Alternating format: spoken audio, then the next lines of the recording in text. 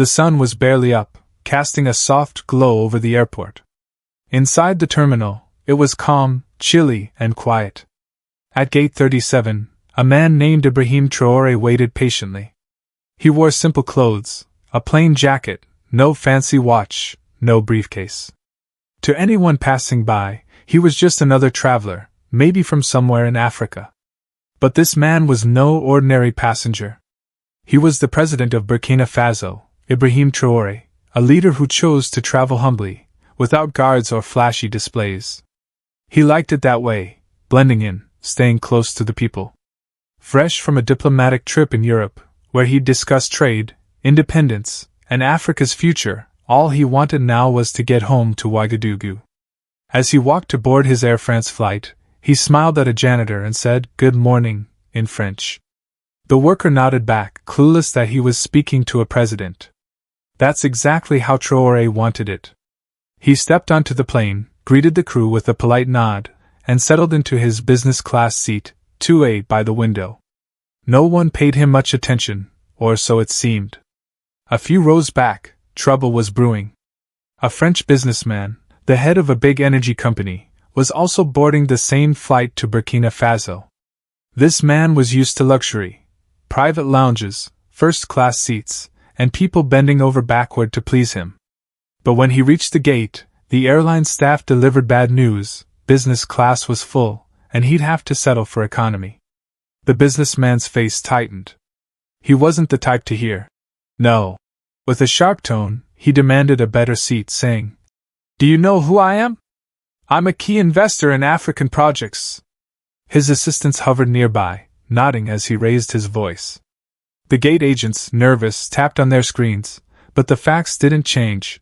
Every business-class seat was taken. The businessman crossed his arms, refusing to back down. That's when the airline called in a senior flight attendant named Claire.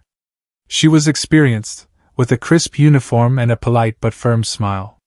Claire marched onto the plane, determined to fix the problem. She scanned the business-class cabin, her eyes landing on Ibrahim Traoré in seat 2A. He was reading quietly, dressed plainly, no sign of wealth or status. To her, he didn't look like he belonged in business class. She leaned toward a colleague and whispered, "This must be a mix-up." The tension was starting to build, and Claire's next move would set off a chain of events no one could have predicted. Claire approached Ibrahim Traoré with a tight smile. "Sir, may I see your boarding pass?" she asked, her voice polite but edged with authority. Traoré looked up, calm as ever, and handed it over. She checked it, saw it was correct, but something didn't sit right with her. He didn't fit her idea of a business-class passenger. She returned moments later, her tone sharper. "Sir, we need to move you to economy to make room for another guest. We'll offer you a voucher." The words were a quiet jab, but they stung. Traoré raised an eyebrow. "Why me?" he asked, his voice steady. Claire faltered but pressed on. "It's just a routine change, sir. Please cooperate." Traoré leaned back. "Is this guest more important than me?" he asked, still calm. Claire didn't answer, just forced another smile. A few passengers nearby glanced over, sensing something off, but stayed silent. Traoré's eyes locked on hers. "I'm staying in my seat," he said firmly. Claire's smile faded. She wasn't used to being challenged, especially not by someone she'd already judged. She tried again, her voice colder. "Sir, this is for the flight's needs." But Traoré didn't budge. "If it's for the flight, why am I the only one being asked?"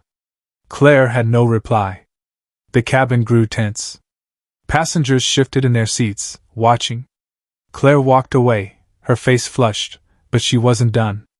She started checking other passengers, only those who looked African, asking them to move. That was her second mistake. Traoré watched silently, his face unreadable, but his mind was sharp, taking in every detail. Claire's frustration grew. She stormed to the front of the plane, whispered to the captain, and returned with a new plan. She ignored Traoré this time but targeted another African passenger, a young man in his 30s. "Sir, we need your seat," she said, snatching his boarding pass. The man looked confused. "Why me?" he asked. Claire gave no explanation. That's when Traore stood up. Stop, he said, his voice low but commanding. The cabin froze. You're picking people based on how they look, not their tickets. That's wrong. Claire's face paled. Sir, please sit down, she snapped. You're causing trouble. But Traore's stare was steady, unshaken. I'm not the one causing trouble, he replied. Passengers were now watching closely. A woman stopped scrolling on her phone. A man set down his coffee. The air felt heavy. Claire, flustered, muttered something in French under her breath, something rude about these passengers. She didn't know Traore understood every word. Finally, the French businessman was brought on board. Claire greeted him like royalty, offering him a drink and a warm towel. We've sorted your seat, sir, she said loudly, making sure everyone heard. The businessman strutted to a business-class seat, not even glancing at Traore. The message was clear, this man mattered, Traore didn't. The plane took off, climbing into the sky, but the real storm was still brewing inside the cabin. Traore sat quietly, his seatbelt fastened, looking out the window. He didn't argue or raise his voice. He was waiting, patient as ever. In the air, the cabin seemed normal. Passengers reclined, sipped drinks, and flipped through magazines. But beneath the calm, tension simmered.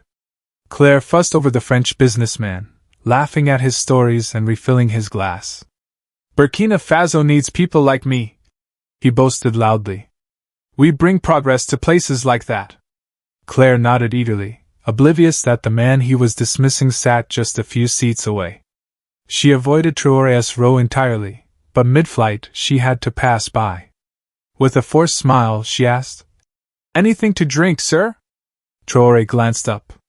Water, he said simply. She handed it over quickly and moved on, offering no warmth, no apology. Meanwhile, a few passengers began to notice the unfair treatment. A Burkinabe teacher, heading home to Ouagadougou, leaned toward her seatmate and whispered, That's our president they're disrespecting. Her neighbor's eyes widened, but they stayed quiet, respecting Traore's choice to remain low-key. The flight dragged on, the lights dimmed, and most people dozed off. But Traore stayed awake, gazing at the clouds outside. He wasn't upset, he was focused, like a chess player planning his next move. Claire and the businessman had no idea what was coming. As the plane began its descent, the captain's voice crackled over the speakers, announcing their arrival in Ouagadougou. The real moment of truth was only minutes away. As the plane touched down in Ouagadougou, the morning sun bathed the city in gold. Inside the cabin, passengers yawned and gathered their belongings. Claire bustled about, making sure the French businessman was ready to exit first. She even promised to walk him to the terminal herself, treating him like the most important person on board. Outside, something extraordinary was waiting. Whispers spread among the passengers as they peered through the windows. Why are there soldiers? One asked nervously. Is something wrong? Another replied. No, that's a big welcome. Someone important must be here. The businessman smirked. That's for me, he told Claire. I'm a big deal here. She laughed, nodding, already planning his grand exit. But the mood shifted when the plane stopped. A tall officer in a sharp uniform boarded, his footsteps heavy. He scanned the cabin, then stopped at seat 2A. With a crisp salute, he said, Mr. President, welcome home. The cabin went silent. Claire's jaw dropped. The businessman froze, his drink slipping from his hand. Ibrahim Traoré stood slowly, calm and dignified. The officer turned to Claire and the businessman. You too come with us, he said coldly. Claire stammered. Me? Why? The officer's voice was firm. You disrespected the president of Burkina Faso. That's a serious matter. As Traore stepped off the plane, a wave of cheers erupted from the crowd outside, but for Claire and the businessman, the nightmare was just beginning. Outside the plane, the Ouagadougou airport was alive with energy. Rows of black SUVs, soldiers, and government officials stood ready to greet President Ibrahim Traoré. Crowds beyond the fence waved flags, chanting his name. He walked forward, greeted by his ministers, his face calm but proud. Meanwhile, Claire and the French businessman were led away in handcuffs, their confidence gone. They were driven to a government building, faces pale with shock. At a press conference later, Traore spoke clearly. In Burkina Faso, we value respect, not wealth or power. No one is above our people or our dignity. This is the Africa we're building. The news spread like lightning. Videos of the incident hit the internet, soldiers saluting Traore, Claire and the businessman being escorted away. Social media erupted with hashtags like #AfricaRising and #RespectBurkina. Young people across the continent cheered, sharing memes and posts celebrating their leader. Claire and the businessman faced charges of disrespecting the president and unfair treatment.